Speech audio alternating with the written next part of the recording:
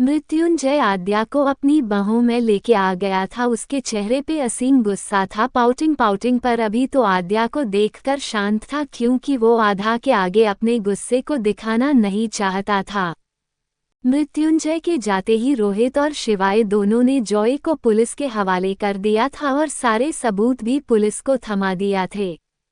Joy को सारे सबूतों के साथ में गिरफ्तार कर लिया गया था, पर अभी आद्या की हालत को देखते हुए मृत्युंजय ने उसे घर ले जाना ठीक समझा। वो पास खड़ी लेडीज पुलिस वाली से बोला, अपनी प्रोग्रेस के लिए जो कहा है उस काम में कोई कमी मत आने देना।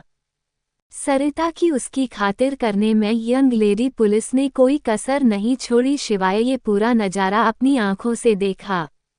मृत्युंजय आद्या को लेके घर आ गया था। घर आते ही सब लोग बाहर हाल में आ गए थे। दादी ने और मीरा जी ने जब आद्या की ऐसी हालत देखी तो सबकी आंखें पनीली हो गई।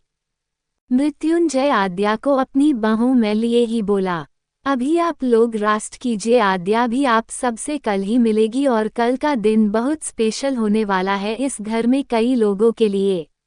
ऐसा बोलकर मृत्युंजय वहां से आद्या को लेके चला गया और उसको रोकने की हिम्मत किसी में नहीं थी। सब लोग अपने अपने रूम में आ चुके थे, सब आद्या के लिए परेशान थे। शांति बुआ माया जी से अंदर जाकर बोली, देखा भाभी आपने जय को, इस लड़की के प्यार के चक्कर में पूरा पागल हो गया है मेरा जय, पता नहीं क्या काला जादू किया है इस लड़की ने मेरे जय के ऊपर।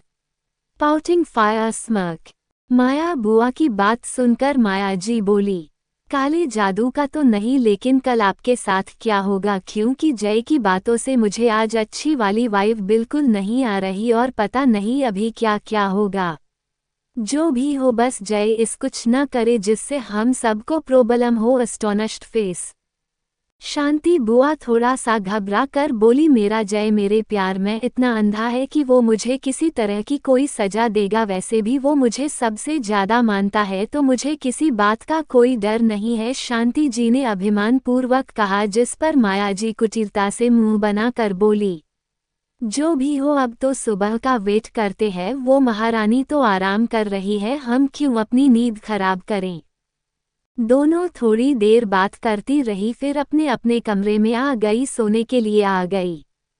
आज सब लोग अपने अपने रूम में आ तो गए थे, पर सबको आद्या की हालत देखकर बहुत बुरा लग रहा था। आखिर क्यों इन लोगों ने आद्या को सपोर्ट नहीं किया, सब अपने मन में रिग्रेट फील कर रहे थे।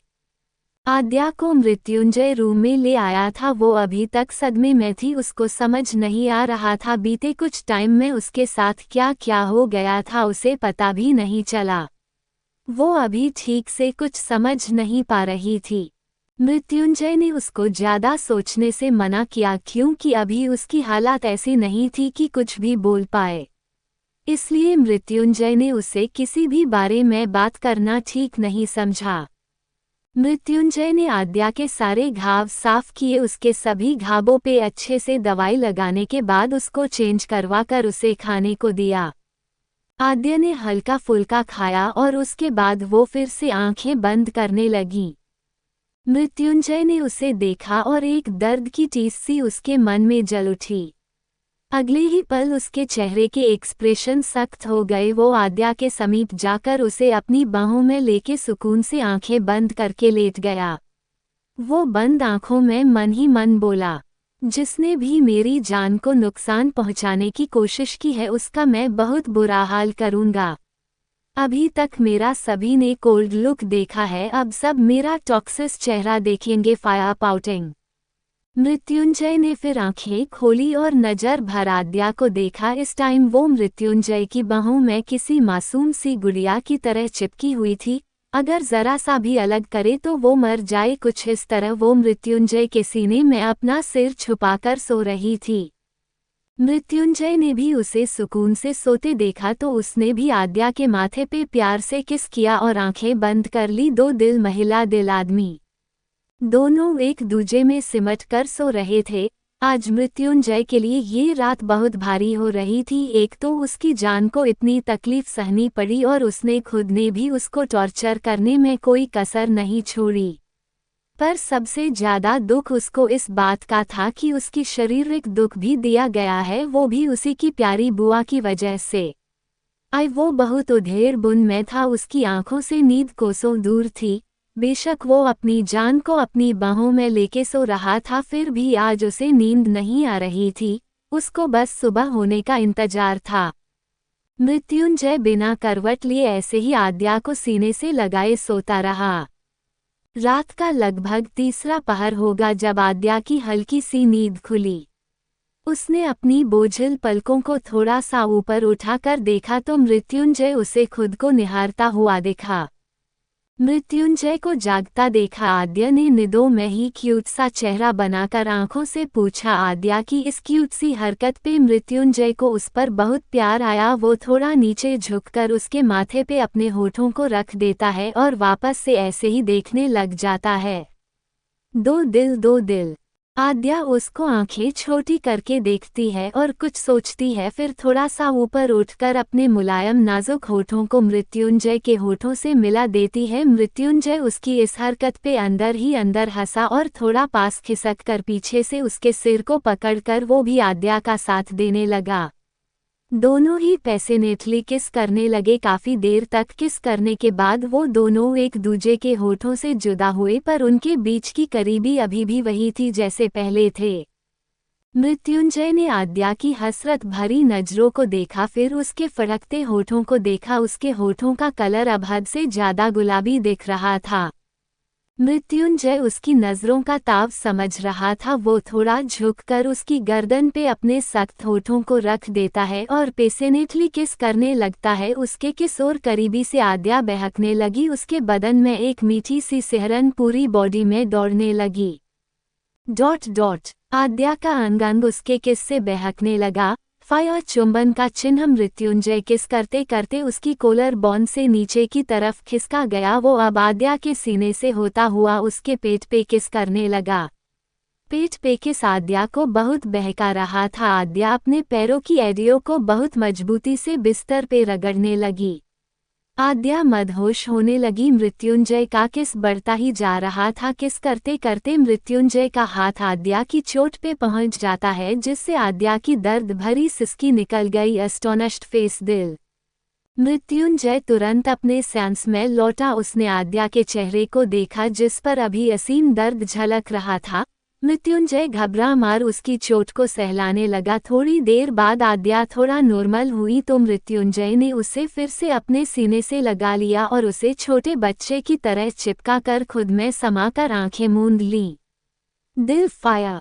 घर में सब लोग जाग चुके थे, पर अभी भी सब आद्या और मृत्युंजय के उठने का वेट कर रहे थे। वैसे तो आद्या हमेशा जल्दी जागती थी, पर उसकी चोट की वजह से दादी और मीरा जो दोनों ही आपस में बात करके बोली, हो सकता है ठीक से सो नहीं पाई होगी, जब तक आते हैं हम लोग पूजा कर आते हैं। ऐसा बोलकर वो दोनों पूजा करने चली गईं। सूर्योदय। सुबह के 8 बज चुके थे। आद्या अभी भी निश्चित होकर सो रही थी। मृत्युंजय जाग चुका था। मृत्युंजय उठकर आद्या के माथे को किस करके वह से नहाने चला गया। आद्या की जब नींद खुली तो उसने अपने आसपास देखा। जब इसके कहीं भी मृत्युंजय नहीं दिखा तो वो समझ गई थी वो कहाँ होगा। थोड़ी देर बाद मृत्युंजय कमर से तौलिया लपेटे हुए वॉशरूम से बाहर आया। मृत्युंजय की कसी हुई मस्कुलर बॉडी और उसकी 36 इंची का सीना साफ साफ दिख रहा था। आज आद्या पहली बार मृत्युंजय को गौर से देख रही थी। वो वाकई में बहुत हैंडसम दिखता था। आद्या थोड़ी देर ऐसे ही देखती रही। जब मृत्युंजय की नज़र उस पर पड़ी तो मृत्युंजय भौहें आपस में मिलकर बोला, क्या हुआ, ऐसे क्यों देख रही हो? आद्या ने नम गर्दन हिलाई तो वो उसके पास आया और बहुत प्यार से उसके चेहरे को छूकर उसके माथे पे किस करके बोला, dot dot dot dot dot. Mrityunjay Aadya के करीब आकर बोला, अब कैसा फील कर रही हो जान? मृत्युंजय के मुंह से अपने लिए जान शब्द सुनकर आद्या कुछ पल के लिए शॉक्ड जरूर हुई, पर फिर प्यार से मुस्कुराकर बोली, अब ठीक हूँ। बढ़ता दिल। मृत्युंजय ने आद्या के करीब आकर कहा, तो अब तुम उस काम को करने को तैयार हो जो कल से पेंडिंग में पड़ा हुआ था? मृत्युंजय का सवाल सुनकर आद्या नासमझी से उसे देखने लगी। मृत्युंजय आद्या के नजदीक आया और उसका हाथ अपनी हथेली में थाम कर बहुत प्यार से बोला, तुमको शांति बुआ ने बिना कसूर बिना किसी गलती के जेल भिजवाया और उसके बाद किसी ने भी तुमको सपोर्ट नहीं किया, और सबसे बड़ी बात बुआ की वजह से तुमको वहाँ क्या क्या नहीं सहना पड़ा। तुम्हारे नाजुक बदन पे उन लोगों ने घाव दिए हैं, न उनकी जिम्मेदार सिर्फ और सिर्फ बुआ है। बुआ को उनकी गलती की क्या सजा देनी है तुम ही फैसला करना। उसके बाद मुझे भी क्या सजा देनी है ये भी टीम फैसला करना, क्योंकि गलत तो मैंने भी तुम्हारे साथ किया है, तो तुम्हारा गुनहगार मैं भी हूँ, तो तुम मुझे भी जो सजा दोगी वो मुझे मंजूर होगी, क्योंकि मैंने भी तुम्हारे साथ क्या क्या नहीं बोला, बहुत कुछ ऐसा किया जो मुझे नहीं करना चाहिए था। इसलिए तुम अभी सोच लो आराम से कि किसको क्या सजा देनी है, उसके बाद तुम्हारा फैसला सब लोग मानेंगे, मैं खुद भी। मृत्युंजय की बात पे आद्या चुप हो गई और गौर से मृत्युंजय का चेहरा देखने लगी। दुख तो उसे भी था जो सबने उसे एक बार भी सपोर्ट नहीं किया, और शांति बुआ ने जो किया उसके लिए वो काफ़ी हॉट हुई थी, पर सजा के बारे में तो उसने सोचा ही नहीं था। वो काफ़ी देर तक अपने विचारों मगन रही। उसे खुद का होश आया तो आसपास नज़र घुमा कर देखने लगी। मृत्युंजय रूम से जा चुका था। आद्या भी बिस्तर से उठकर अपने कपड़े लेके वॉशरूम चली गई। आद्या आज काम करते करते भी कुछ सोच रही थी। वो नहाने के बाद एक सिंपल सी ऑर्गेंजा की ग्रीन साड़ी पहनकर, गले में मंगलसूत्र पहनकर, हाथों में भरी भरी चार चार हरी हरी चूड़ियां, माथे पे छोटी सी ग्रीन रंग की बिंदी, मांग में सुर्ख लाल रंग का सिंदूर उसकी शोभा को बढ़ा रहा था। आद्या ने तैयार होने के बाद पूरे रूम को अच्छे से देखा, उसकी हर चीज को आज गौर से देख रही थी। थोड़ी देर रूम देखने के बाद अपनी कपड़ों की अलमारी के पास आई और उनको निहारने के बाद छम छम करती पायल का शोर करते हुए वो नीचे बैठे हुए लोगों के पास आई। आद्या के नीचे आने का संकेत उसकी छम छम करती पायल ने दे दिया था। सब लोगों की नज़र आद्या की ओर चली गई। आद्या चलकर सबके पास आई और सबसे पहले दादाजी के पैरों में झुककर उनका आशीर्वाद लिया। इसके बाद दादी और मीरा जी और वाली सबका आशीर्वाद लेने लगी। आद्या जब शांति बुआ के पैरों की तरफ झुकी तो मृत्युंजय की मुट्ठी कस गई। Pouting fire.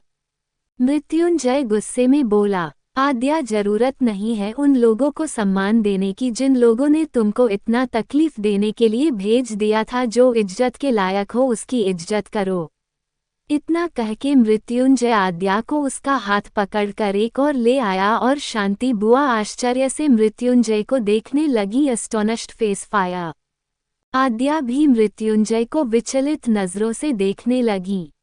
मृत्युंजय बोला, आद्या, आज तुम्हारा दिन है। आज तुमको दुख देने वालों का बुरा दिन है। जिसने भी तुमको तकलीफ पहुंचाई उन सब का हिसाब होगा आज सबको उनकी सजा मिलेगी जिन जिन लोगों ने तुमको तकलीफ दी है। और उन गुनहगारों में मैं पहले नंबर पे मैं तुम्हारे सामने खड़ा हूँ और दूसरी वो जो तुम्हारे सामने खड़ी हैं। मृत्युंजय ने शांति बुआ की तरफ इशारा करके कहा, उंगली से दाहिनी ओर इशारा, उंगली से दाहिनी ओर इशारा। अभी कोई भी कुछ बोल नहीं रहा, सब बस सुने जा रहे थे। मृत्युंजय बेहद गुस्से और अपनी भारी आवाज में अपनी टॉक्सिक तरीके से बोला, आद्या आज दो लोगों को सजा देगी और उसकी दी हुई सजा दोनों ही मानेंगे। ये मेरा फैसला है, तो आद्या फैसला कर लो मुझे और शांति बुआ को क्या सजा देनी है। मृत्युंजय ये सब शांति बुआ की तरफ देखकर बोल रहा था। शांति बुआ ने जैसे ही सजा वाली बात सुनी उनका मुंह आश्चर्य से खुला रह गया। Astonished face. सभी लोग आद्या को देखने लगे, क्योंकि सब अच्छे से जानते थे कि मृत्युंजय जो बोलता है वो होकर ही रहता है। इसलिए अब सब इंतजार कर रहे थे कि आखिर आद्या का फैसला क्या होगा। सब लोग अपने दिमाग को अपने काबू में रखकर बस एक ही नज़र आद्या को देखे जा रहे थे। आद्या अपने ऊपर सबकी नज़रों को महसूस करके करके बोली, मैं जानती हूँ और आप सब भी जानते हो कि मेरी शादी एक जबरदस्ती की शादी थी। मृत्युंजय ने मुझसे बिना मेरी मर्जी जाने शादी की थी और उस टाइम मुझे ये भी नहीं पता था कि ये मुझसे शादी क्यों कर रहे हैं, क्योंकि मैं तो खुद इनको गलत समझती थी। एक बार एक जगह पे इत्तेफाक से मैं जय से मिली थी, पर गलती से उस टाइम मेरा दुपट्टा इनकी घड़ी में अटक गया था और मुझे लगा कि ये जानबूझकर मेरा दुपट्टा खींच रहे थे और मैंने बिना सच जाने मृत्युंजय को गलत समझ लिया और बिना सच जाने मैंने इनको थप्पड़ मार दिया था और आगे कुछ भी कहे बिना इसको गलत मानकर अपने रास्ते चली गई। मृत्युंजय भी उस थप्पड़ की वजह से मुझे नफरत करते थे और फिर शादी के टाइम जब इन्होंने मुझे देखा तो इनकी नफरत दुगनी हो गई और मैं बिना किसी गलती के एक ऐसे बंधन में बंध गई जिसकी सजा मुझे हर दिन मृत्युंजय हर तरीके से जलील करके देते थे। मैं तो ये भी नहीं जानती थी कि मेरी गलती क्या है, बस बिना किसी वजह के सारी चीज़ें बर्दाश्त करती रही क्योंकि जय ने बेशक मुझसे ज़बरदस्ती शादी की लेकिन मेरे बाबा और भैया और सभी घर वालों के लिए अच्छा किया। आज जय की वजह से मेरा परिवार यहाँ है, नहीं तो वो कब के गांव जा चुके होते। और जय ने बेशक मुझसे ज़बरदस्ती शादी की लेकिन उस ज़बरदस्ती की शादी की वजह से कहीं ना कहीं मेरे साथ अच्छा हुआ। अगर मेरी शादी जय से नहीं हुई होती तो आज मैं पता नहीं कहाँ होती और किस हाल में होती पता भी चलता। मेरे बाबा को जिस दिलीप से मेरी शादी होने वाली थी वो मुझे शादी के बाद पैसों के लिए बेचने वाला था, इसलिए बेशक मृत्युंजय ने मुझे परेशान किया, सजा दी बिना गलती के, फिर भी मैं मेरे सेफ जोन में थी, मैं किसी गलत जगह नहीं थी।